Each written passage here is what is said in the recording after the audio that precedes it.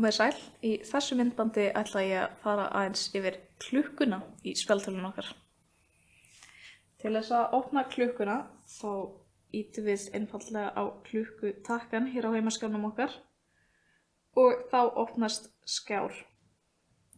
Við sjáum hérna línu niðri þar sem stendur World Clock, Alarm, Bedtime, Stopwatch og Timer. Við ætlum að byrja á því að skoða World Clock hérna lengst til vinstri og getum séð hér að spjaldtölvan nú þegar búin að setja inn nokkra tíma fyrir okkur. Hér getum við skoðað hvað klukkan í ýmsum borgum og löndum út allan heim. Ef við viljum bæta við nýjum áfangastað þá einfaldlega ýtum við á plúsin hérna efst til hægri og við getum leitað í listanum hérna að þeim stað sem við erum að leita að eða við getum ýtt hérna á leitarstikuna þar sem stendur Search og slegið inn þar sem við ætlum að leita að. Ég ætla til dæmis að sjá hvað klukkan í Oslo, Noregi, þannig að ég leita einfaldlega að Oslo, ýti síðan á það og Oslo bætist við hérna á kortið okkar og í klukkurnar hér niðri.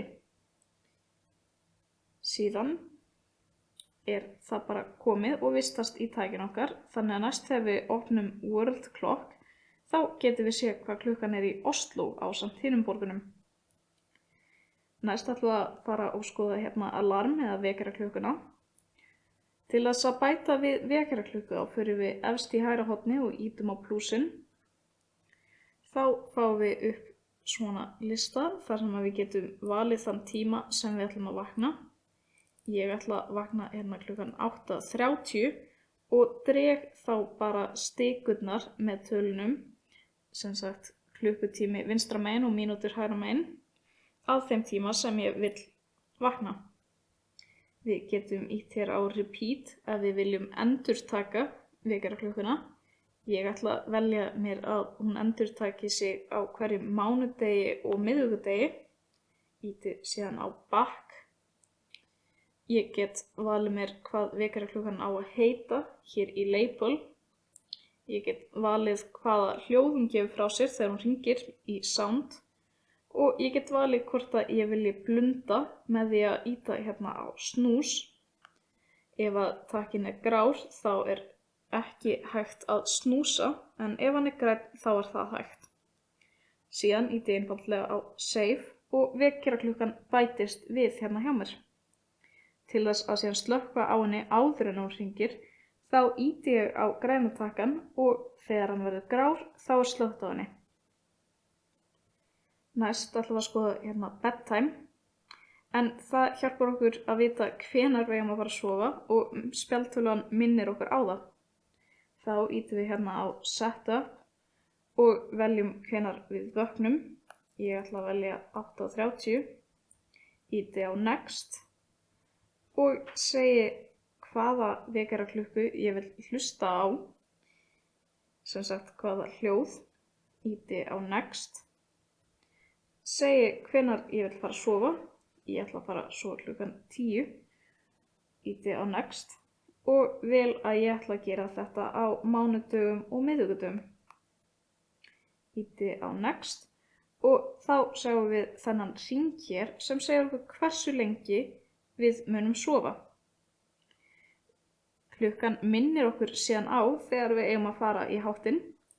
Til þess að slökkva á þessari klukku þá ýtum við aftur á græna takkann. Þegar hann verður grár þá slökkt á þessu. Ef við ýtum hér á stopwatch þá getum við séð skeiðklukku. Þegar við ýtum á start þá byrjar skeiðklukkan að telja upp. Ef við viljum taka einn hring þá ýtum við hérna á lapp. Og til að stöðva klukkuna alveg þá ýtum við á stopp. Til þess að síðan stroka út þá ýtum við á reset.